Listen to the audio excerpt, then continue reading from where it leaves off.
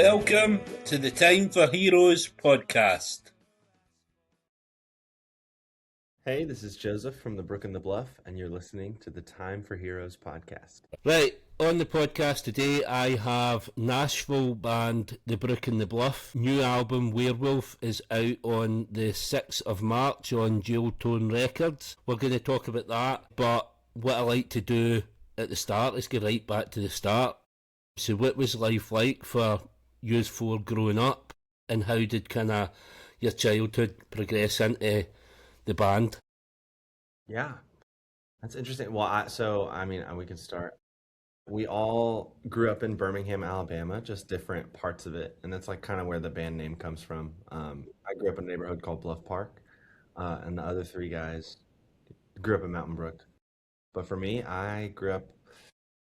My mom was a music teacher. My mom and dad had a acoustic duo that they would play in while I was growing up. So I was always around music from a really early age, and then joined choir in the 5th grade and didn't leave choir until after college. So that's kind of like a short snapshot of a little bit of like how I got into music. I started writing songs when I was like 15, around the same time that I picked up a guitar. And then met Alec in college, and we started a band that was not as serious as the band that we then started a couple years later, and started calling ourselves the Brook the Bluffs.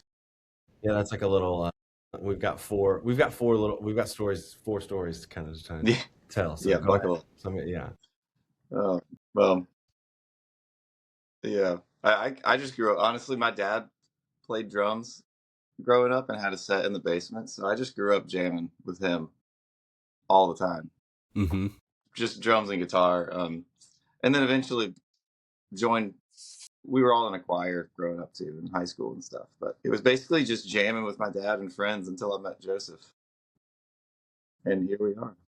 Where did you two meet then? Did you meet at school? Or? Yes, we met at college. We met in college. We went to Auburn University, which is a couple hours away from Birmingham. So that was when Alec and I met when we were like 18, 19, something like that. And yeah, I pretty much immediately started playing music together and kind of have been ever since. And just when you say Birmingham as well, Birmingham, Alabama. Yeah. What's that like? What's the weather like? Because we've got a Birmingham here in the UK, and it's grey and horrible. So is it anything like that? No, actually, I would say it's pretty opposite. It is warm and humid for about 9 months of the year. It's wet outside, but it's probably 95 degrees Fahrenheit. It is always hot and always, yeah, a little bit. You're always a little sweaty. It's not quite the same, I would say. Right, and John and Kevin then, how did you two meet? Well, we're brothers, but we actually met a little bit after that. I was 18, he was 19. We finally got to see each other for the first time. No, yeah, we grew up together. Kevin's been playing the piano since before he could walk. I've been playing the drums for a little bit less long as that, but yeah, a lot of music going on in our household growing up for sure. We were both in the band together in like high school, I remember, and we played a lot of Guitar Hero together. That was pretty fun. But yeah, I started playing piano at like age 4 or 5. My parents signed me up for lessons, and I kind of liked it, but I didn't always like it. I wanted to quit a lot of the times, but then like later in high school, I kind of got more into it. Really in college is when I really got into it hardcore. I majored in classical piano, which I had never really loved that much. But then in college, I had a really great piano professor, and he really kind of exposed me to some amazing music in the classical realm. But then at the same time, I was also friends with people that played music, so we would form bands and stuff and do more rock and soul and funk type stuff as well. So we've always just loved music. Like I said, we were both in the band too, marching band. So it's always just been a part of our life. So, like, putting these all together then, what would you say your influences are? Obviously, I've got my ideas for listening to your music the last couple of weeks, but what would you pass on as your influences? Yeah. It's actually interesting. I feel like one of the cool things about us as a group is that we all come from, or we've all had like different strong influences, and like when it all comes together, it feels like that's what like, kind of makes our sound. For me, my biggest influences are John Prine, the Beatles, Frank Ocean, and Joni Mitchell. Those are the four that I always kind of go back to, and I'm always going back Mm. to more. But it kind of like, bends and and like shifts with the time and with like whatever I happen to be listening to kind of at the moment. Like I think like for this record specifically, there's like it's basically a rock and roll record. I was really heavily influenced by Little Feat, the band from the 70s, and like Creedence Clearwater Revival and Tom Petty and those kinds of stuff, those kinds of sounds for this specific album. But yeah, those are just a few. What about yourself, Alec? I mean, guitar wise, honestly, growing up, it was a lot of like Stevie Ray Vaughan and like the John Mayer trio. And gosh, my dad, I played a ton of 80s Van Halen. And Hmm. at least this was like the foundational music, like Boston and Van Halen and Doobie Brothers and that stuff. I would say like as our career has started, the Beatles and the Eagles and CCR and I feel like those have been some bands, yeah, that I've been into. But like Joseph said, it kind of just depends on what year and period we've been in. Like I feel like what I listen to changes all the time, but Yeah, that's a few. you can definitely hear a progression in your albums, and especially this one seems like a kind of step up, and you can hear different influences as the albums go forward. Hmm. Yeah. What about you two, John and Kevin?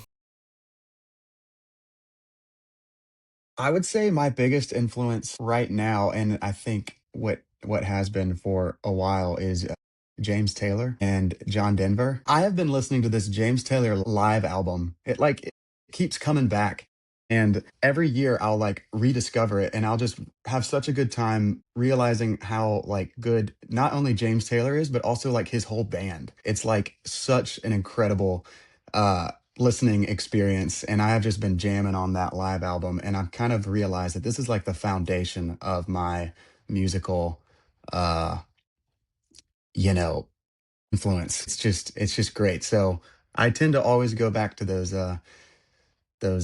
old live albums, and that's what I feel like is really fun about this new album is we've just like completely leaned into like we're a band with no bells and whistles on top. Like it feels like we got drums, bass, keys, vocals, and just a lot of like great musicians on stage just playing music together. Like there's no really tricks to it, and it just feels great. So yeah. Yeah, James Taylor's band is incredible. Larry Goldings, their keyboard player, is just Yeah. so phenomenal. But yeah, I've kind of been all over the place musically. I would say probably like Stevie Wonder, Steely Dan have always just been like favorites of mine. They have a great it's like songwriting and groove and like chords and everything. It's just kind of like everything I love about music. But I mean, I've gone through a lot of phases of music throughout my life. Like in college, like I said, I was getting more into classical stuff, but also jazz piano players like Oscar Peterson would probably be one of my favorites of all time. He's just like so technical and so brilliant on the keyboard. Just like it blows my mind listening to him. And then like soul and R&B type stuff too. Like I remember getting into the Roots really heavily back in high school and college, and like Erica Badu, like her backing band was always so amazing. But it's kind of just been all over the place for me. It's just exciting hearing different types of music and how people do it. So I kind of draw from everything, I would say. That sounds like a proper melting pot. It must it must have so much creativity when you have got all these different kind of genres or kind of colliding. Obviously, coming from Nashville, world famous music scene. So, how is that, and do you feel like any pressure, obviously, being in that kind of environment? I wouldn't say pressure. I would say more like inspiration and opportunity. Kind of like I think it's been more of a thing where we've been able to, move up here and like we made the choice to leave Birmingham and move up here 8 years ago.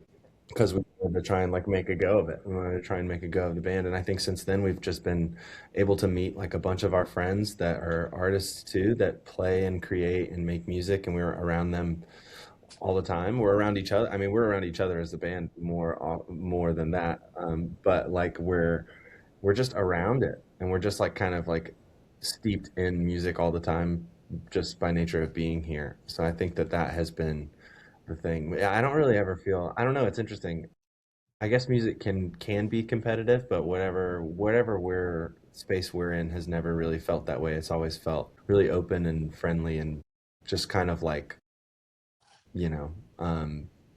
really, like inspirational and kind of like people, Yeah, taking. totally. Yeah. The Yeah. shows in Nashville can be ever so slightly more difficult. I feel like you have a much higher percentage of musicians that will stand there watching like they're musicians, and they can look Hmm. more intimidating than a random city outside of Nashville. Sure. But And it's a there mental. is a Nashville stereotype, I guess, probably when people think about Broadway, which is the main strip downtown, where it's like every bar you walk past is just a country music band playing like commercial top 40 hits and stuff. And it's like a lot of people just think that's what Nashville is, but it's actually a lot more than that. There's like different clubs and different places where you can go see kind of all types of music too. There's Hmm. like Inglewood Lounge has like a jam every week, like a soul jam. Flamingo like there's little different venues you can find, and you can find more genres than just kind of the mainstream country that a lot of people might associate with it. I think that's probably the danger in it, is getting pigeonholed. Like, I think if you look at Detroit, it was always kind of that Motown, but then like in the 90s, 2000s, you had all these garage bands coming for Detroit, so it kind of it, it can turn just so quickly. So I mean, Mm. we're in 2026. Your debut single came out 10 years ago, Yeah. so you've Wow. been going 10 years. So debut single Straws, um, and then that was like 2 years of releasing, culminating in kind of the Brook and the Bluff. What are we calling it? An EP or an album? That's an EP. I'd call that an EP for sure. Yeah.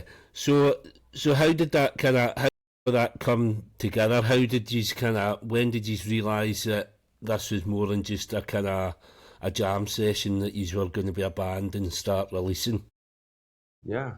That's actually, I mean, I think that, Alec and I had started playing when we started playing, and we were just playing cover gigs for the most part, but we also like one of the main reasons I feel like we started playing together again was that we wanted to write songs, and we wanted to like make our own music. And I had like had a few songs that I had written like up until that point in college, and Straws actually was one of them. Straws is actually the second song that I ever wrote, which is crazy. But we we kind of just wait. I got the train left the station. I got derailed a little bit. We I was gonna tell the story of how we were all in Alec's basement in Birmingham, and we had made some music, and like we were playing, and John had joined the band up until this point. This is in 20 this might have been 2016, like the beginning of 2016, and we had this moment where we were working other jobs and stuff, and we just looked at each other and we were like, all right, like are we serious about this? Do we want, like, let's define the relationship is what we called it at that point. Let's like, is this something that we really want to do? Like we've been working on this handful of songs, which would become that EP, the first EP.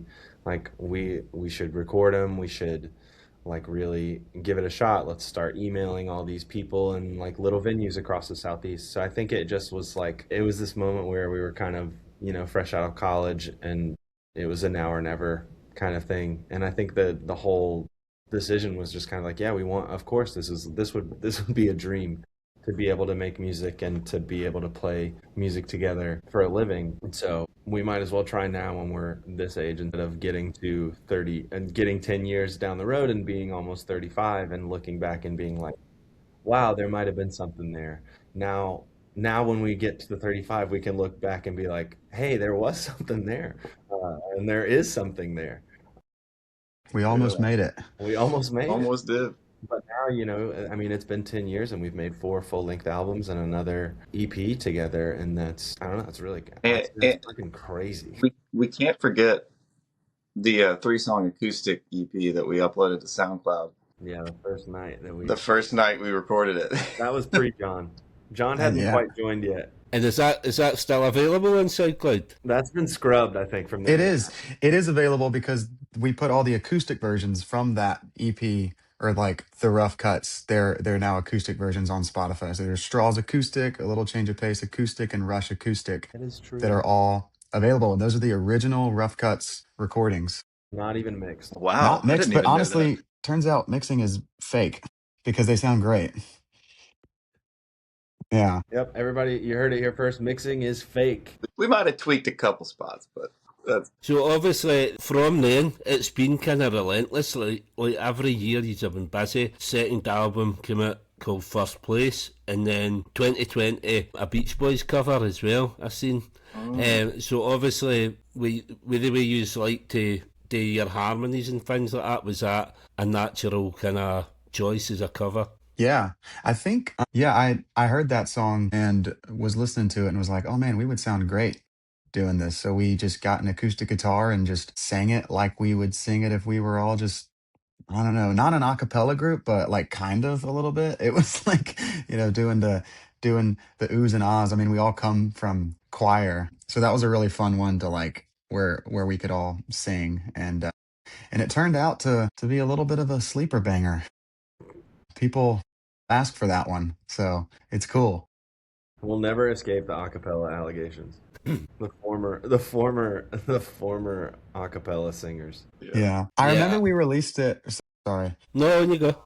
but like COVID had just hit, and we had just gotten done with the tour, and we were kind of looking for, okay, well, what's our next move here? Are we going to record an album? What are we going to do? And we had been performing this Beach Boys song on tour, so we were like, well, let's record this thing and put it up and see what happens. So that was cool that like it's gotten to spread its wings. So you're mentioning COVID as well. It kind of comes up quite a lot on the podcast. A lot of bands say it kind of helped them.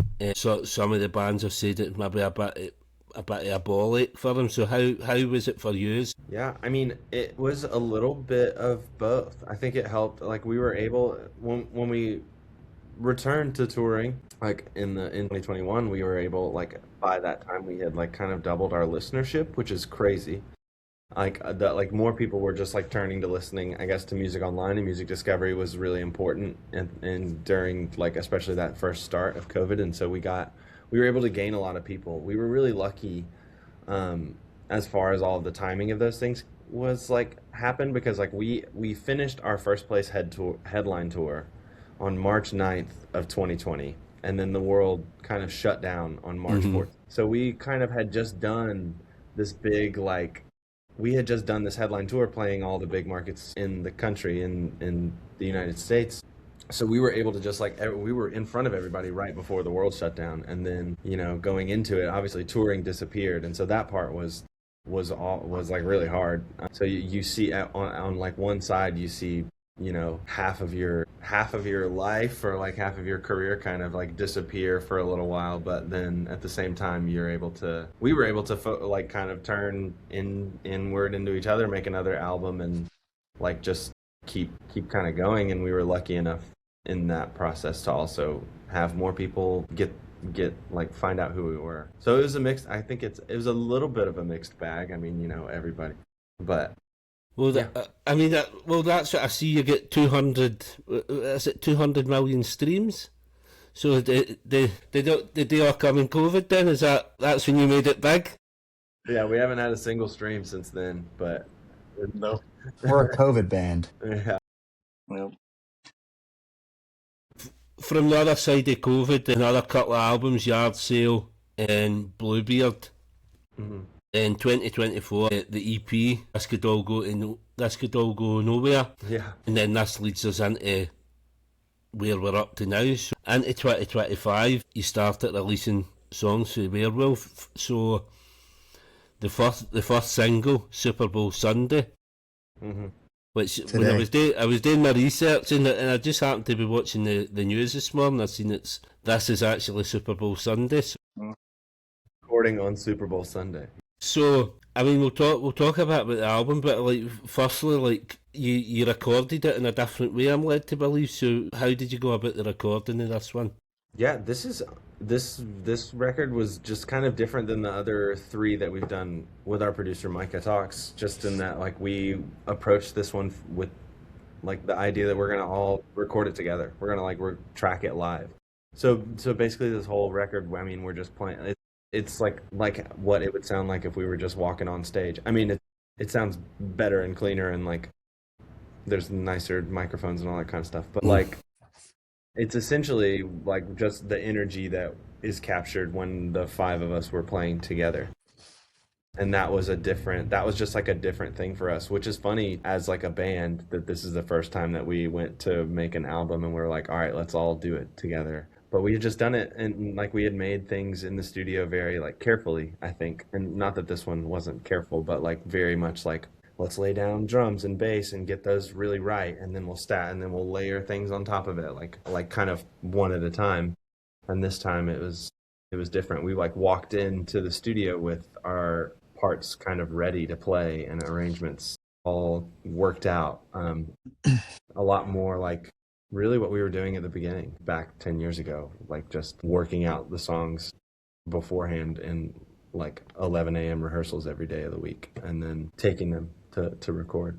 So this is the first, like we were kind of just like, all right, well like we're our strength is a live band, so let's see what happens when we make an album that is with that at the forefront.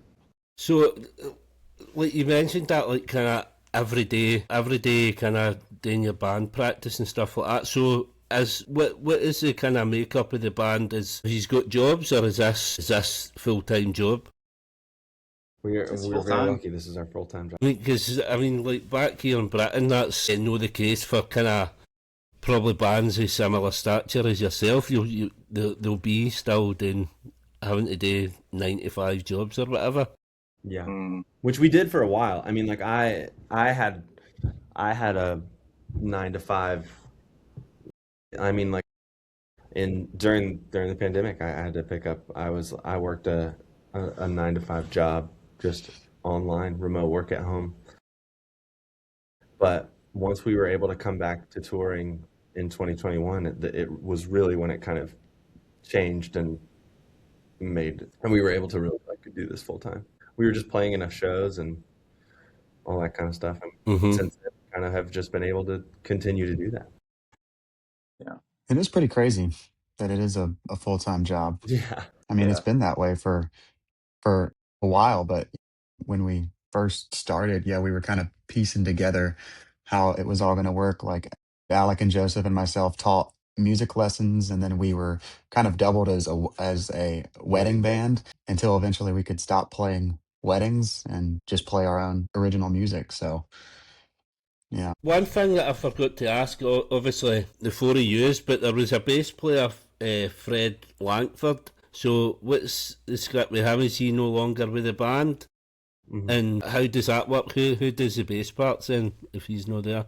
On the album, Micah Talks, our producer, played the bass parts on this one, and then when we're touring, we have another Micah. His name's Micah Vaughn, and he'll play with us on the road. And you know, Fred was with us for those three albums, and you know, he also like was from Mountain Brook and grew up with the guys, and yeah, we love the contributions that he made then and to the albums and to our music. But you know, sometimes you just have to, sometimes it's good to like move on. We hit a point where it was like creatively and the direction the band needed to go in just only had one way. Yeah. Well, I mean, looking at you for the day, you all sound as if you are on the same page. You sound like the kind of last gang in town sort of mentality. So it's obviously working whatever you are doing. I saw Super Bowl Sunday. So obviously the three singles that I've heard for the new record, obviously Super Bowl Sunday, Baby Blue, and Can't Figure It Out. hmm which can't figure it out, came out January 14th a couple of weeks ago. All three of those songs sound different. They've all got their own kind of styling. So how would you describe the album as a whole for people that haven't heard the Brook and the Bluff before? Because there is so much there. Yeah. That's interesting. I think I mean we wanted to make a rock and roll album. So I think that's kind of how I would describe it, as short as possible. Would just be like, we made a rock record and we're excited. We made an album of songs that we're really excited to go out and play in front of people. The only qualifier we had for whether or not this song could be on the album or something like that was does it feel really great to play live, or do we think that this is going to be one of the most fun songs in our live set? And all 10 of them we feel extremely excited about, and like we're so pumped to get out and go and play over and over again. And so I think that would be what I would say. That like just we made a rock and roll album. It's funny because, sorry, I'll give my kind of views on it. Like when I first heard that, obviously, like on the email that I received for your PR, it mentions CCR, Tom Petty, all that. My initial listen, I heard the Australian band Jet, who are obviously a bit newer. Yeah. That was the kind of the vibe and the energy that I got straight away. And I keep going back to it, I keep listening. Obviously a bit kind of rock like AC/DC as well. Yeah, for sure. I hope you like that. Obviously when I talk to bands in a series things, then I think, I hope I've not offended them. No, not offended at all. Jet. We talked about Jet. Jet. That first Jet album was like, I mean, it did so much. It was huge. I remember it.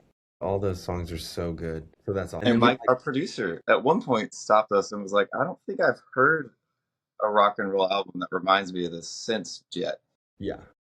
I'm sure there have been plenty, but it's just the one that comes to mind. We talked about AC/DC in the studio too. That actually directly inspired, I think, the drum beat for this song Get By on the album is kind of like similar to the Back in Black drum beat. And we kind of like went for that vibe during that song.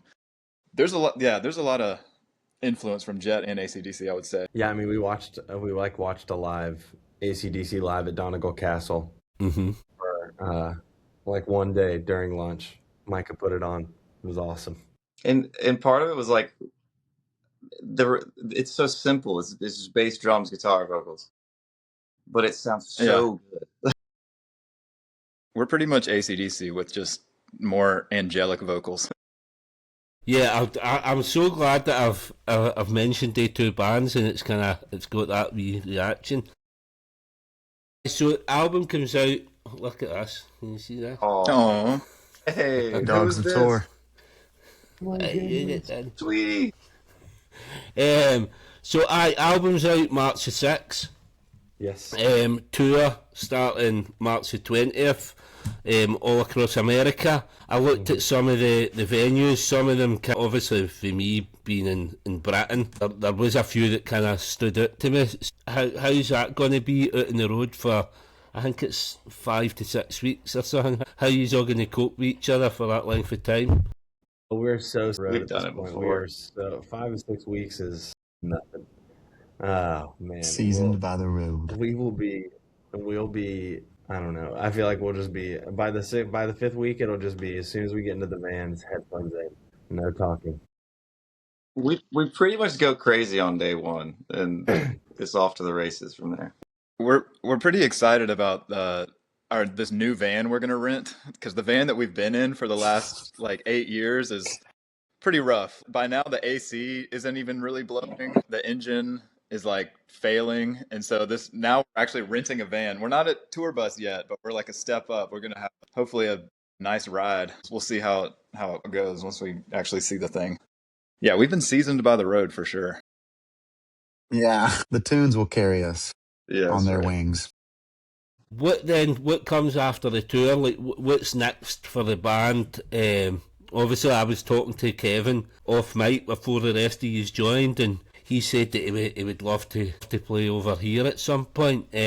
What do you think the chances of kind of getting over to Europe and doing something over this way? Yeah, I mean that has always been on our like dream like goal list is to get over and play shows in the UK and Europe. So hopefully hopefully these songs can open some of those roads for us, and we can like some maybe get to London and play, or get somewhere like and do or something like that, and maybe like kind of start to have some shows over there because If you would Yeah. have us. yeah, I Ye- mean we would love to play over there. I think it's a lot about when does it make sense, or when do the people want you to come over there. So Well, again, as I says to Kevin, I had a band on maybe about a year ago. A Canadian band, I'm pretty sure they were called the Banks Brothers. They done a tour with like a Liverpool band. They came over here and done like 5 or 6 nights, I think, and yeah, they were fantastic. And they went down a treat. I think they're coming back over next year because it went so well. Obviously, as I say, like, I'm getting the Jet vibes for you. So if I'm getting that, and everybody else starts getting into that sort of, then you'd be a massive hit over here. yeah, that's what I think. Yeah. Be so much fun. Yeah, I we need a think band to after take. this tour, ends, we'll just drive the van onto a cargo ship Yeah. and cross Straight the over. Atlantic and just keep going. As I say, maybe obviously don't come to Birmingham, England though. That'll be a shock for you. Yeah, But Brilliant.